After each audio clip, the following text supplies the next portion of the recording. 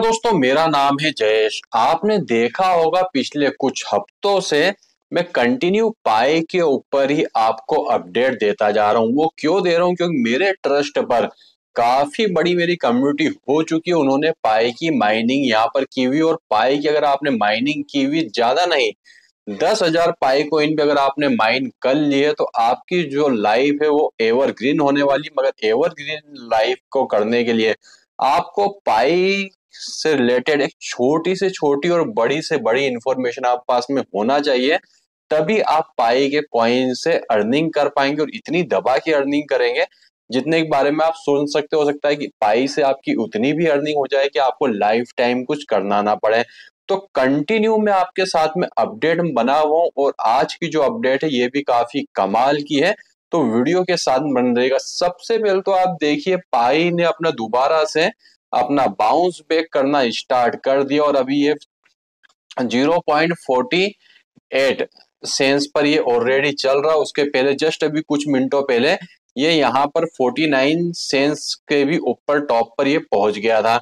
तो यहाँ पर देखा जाए तो पाई ने अपनी जो पुरानी जो विरासत है जिससे कि वो खो रहा था धीरे धीरे, वहां पर उसे तो वापस से वो स्टेबल कर रहा है। मगर मार्केट में काफी ज्यादा पैनिक करने वाली एक न्यूज आ रही है कि क्या पाई कोइन एक स्टेबल कॉइन है। वैसे तो देखा जाए तो इसकी 100 बिलियन सप्लाई है, तो ये एक स्टेबल कॉइन ही बन सकता था या बनने वाला है।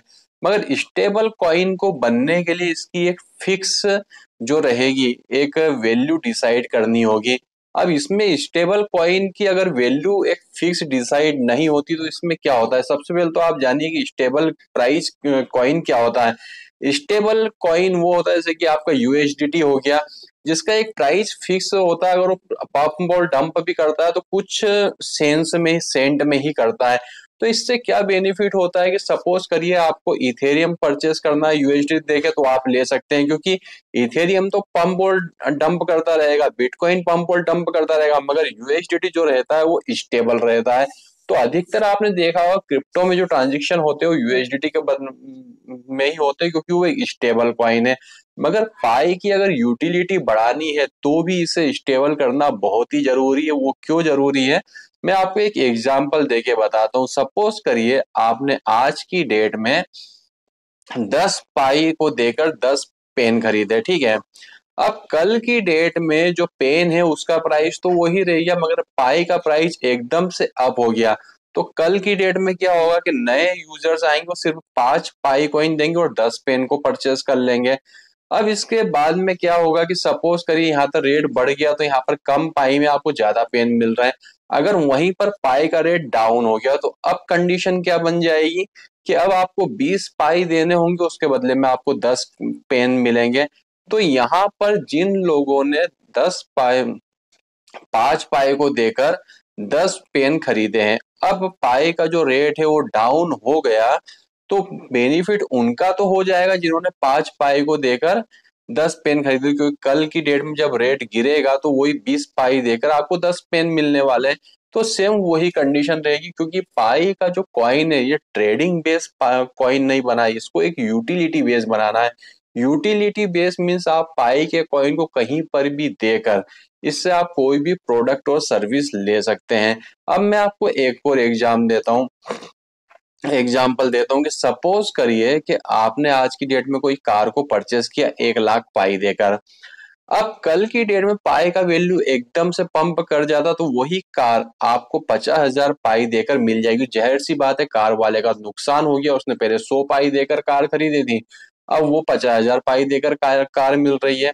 अब उसी जगह पर अगर रेट डाउन हो गया तो वहां पर कार वाले का बेनिफिट हो जाएगा कि रेट डाउन हुआ तो यहाँ पर 2 लाख पाई देकर वो कार मिल रही है, तो अब कार वाले का बेनिफिट हो जाएगा। तो यहाँ पर इसे स्टेबल बनाना बहुत ही जरूरी है।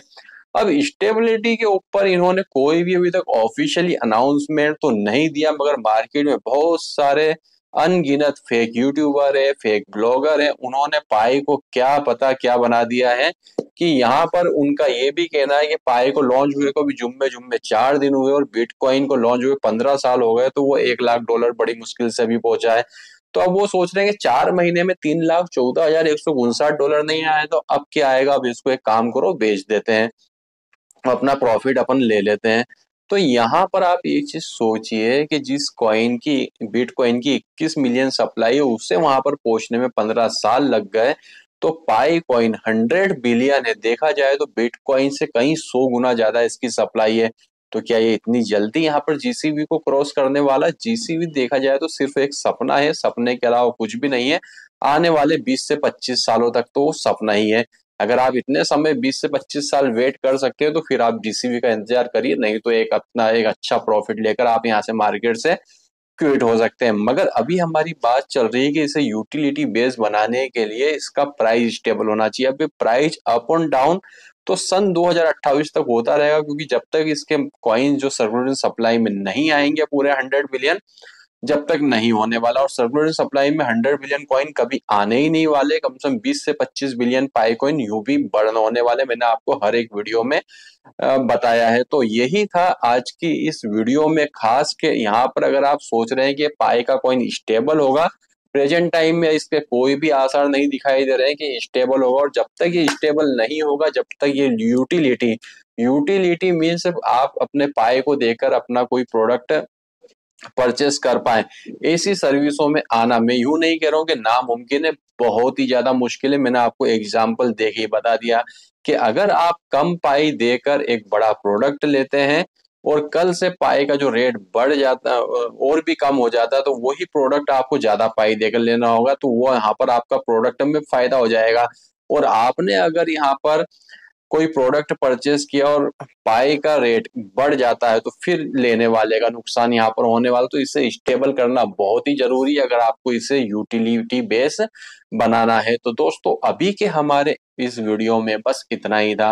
वीडियो पसंद आया तो वीडियो को लाइक करके चैनल को सब्सक्राइब किए बिना मत जाइएगा। तो वीडियो देखने के लिए आपका धन्यवाद। भगवान करे आपका दिन शुभ हो।